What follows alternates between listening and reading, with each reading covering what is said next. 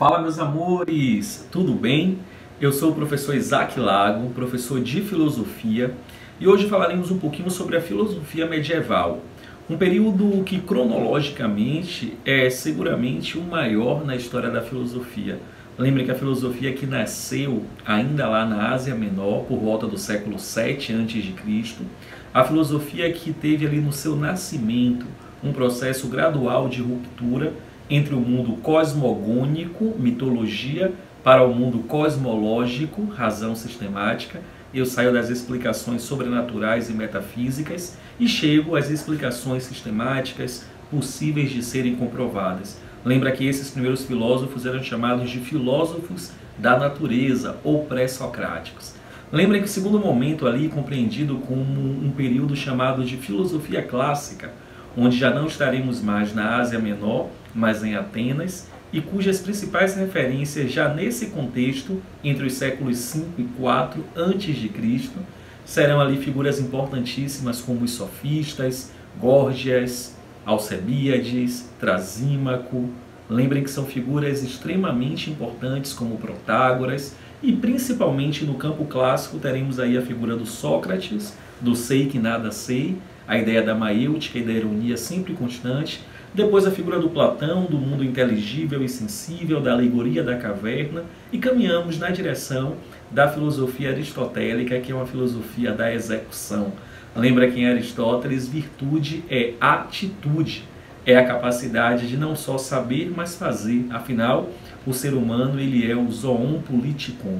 Quando nós saímos da figura ali aristotélica, nós emergimos num período chamado de filosofia helênica ou helenismo.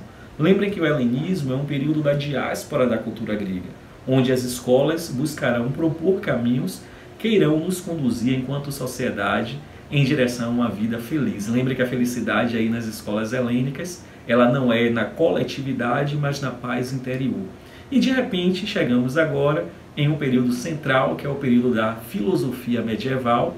Esse período que dura aí 10 séculos, é um período que vai dando um tchau à filosofia clássica e daqui a pouquinho dando as boas-vindas à filosofia moderna, principalmente pelo humanismo, pelo renascimento e, claro, pelo iluminismo. Bem, esse nosso conteúdo de hoje, ele está totalmente alicerçado no que o INEP nos propõe como competência de número 1. Porém, transitaremos aqui também na direção das competências em ciências humanas, de número 3 e também de número 5, porque são duas competências que inclinam-se face às questões políticas, organização, tantos processos importantes também para a compreensão desse contexto tão extenso e tão importante que foi a filosofia medieval. Primeira coisinha que eu queria estar chamando a atenção de vocês é a tentativa de desmistificar um pouco o que o senso comum nos ensina. Muitas vezes, um olhar descomprometido com uma investigação mais atenta ou com a própria história do conhecimento reduz a filosofia medieval ou a Idade Média à Idade das Trevas. É importante lembrar que esse período também foi um período de significativa produção. Então não reduzam, não resumam a filosofia medieval ou a Idade Média a simplesmente uma idade de nenhuma produção. Houve sim produção, principalmente nos claustros, dos mosteiros, principalmente dentro do poder clerical.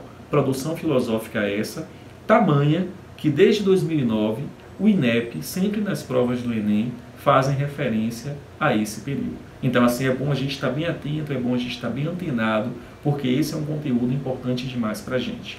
Um outro ponto importante é observar que talvez uma das maiores injustiças que podemos empreender com um período histórico é de tentar julgá-la ou analisá-la exclusivamente com a nossa vivência presente. Lembra que cada história tem características que são suas e que é preciso um deslocamento, uma epoquê, a fim de que possamos assim avaliar, julgar, sem nenhum olhar condenativo, afinal, tornamos-nos o que somos graças à história que percorremos até então. Quando nós falamos de filosofia medieval, somos obrigados a falar um pouquinho antes de uma outra filosofia chamada filosofia cristã.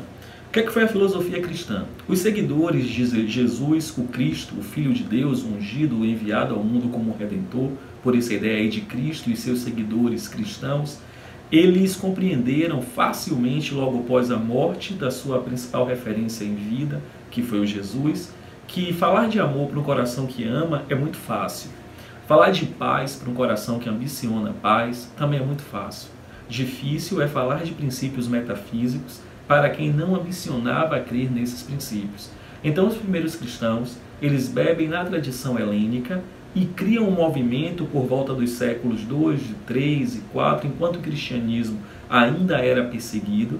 Lembrem que inicialmente o cristianismo foi duramente perseguido, só por volta do século IV é que é elevada à condição de religião oficial do Império.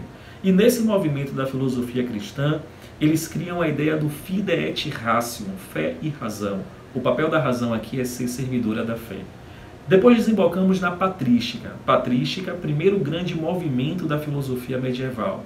A palavra patrística originalmente vem de pater, de pai, aquele que tem o dever legal de nos educar nos princípios da fé.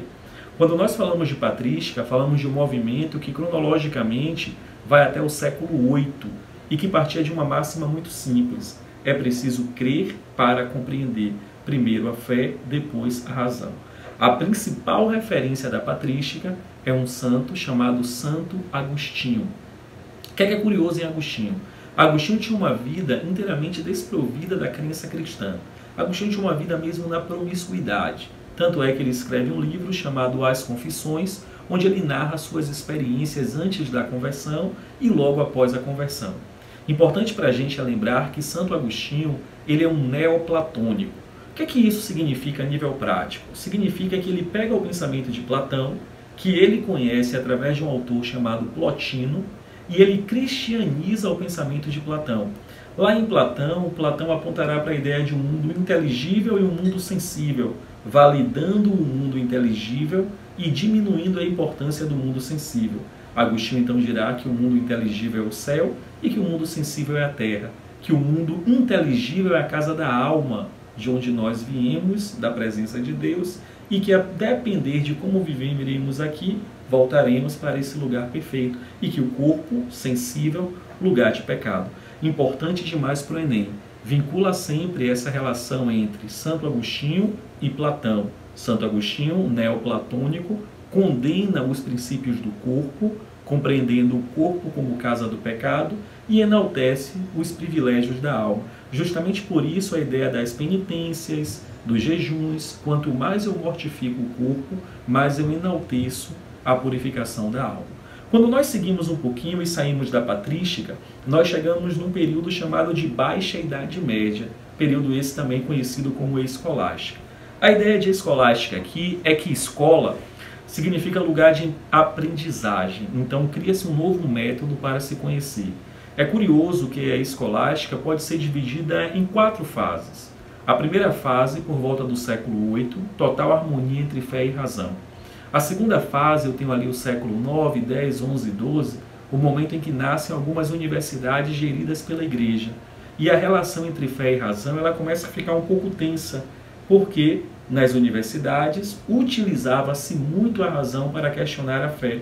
Por isso que na terceira fase em que viveu Santo Tomás de Aquino, compreendido como o ápice da escolástica, ele utilizará a razão como serviço da fé. E aqui é interessante, aqui é bacana, porque ele vai beber em Aristóteles e a partir da epistemologia aristotélica, ele proporá 5 vias racionais, tentando provar a existência de Deus. E a quarta fase, que já é realmente a ruptura e o nascimento desse processo chamado de modernidade. Guarda aí no coração e não esquece. Idade Média nasce da filosofia cristã. Fide et ratio, fé e razão. Primeiro período, chamado de patrística, principal referência, Santo Agostinho, bebe em Platão. Escolástica, principal referência, Santo Tomás de Aquino, ele vai escrever a Suma Teológica e aí proporá 5 vias racionais pautadas em Aristóteles para comprovar a existência de Deus. Estudem, sigam firme, os sonhos se realizam quando damos os nossos primeiros passos. Até a próxima, fiquem bem.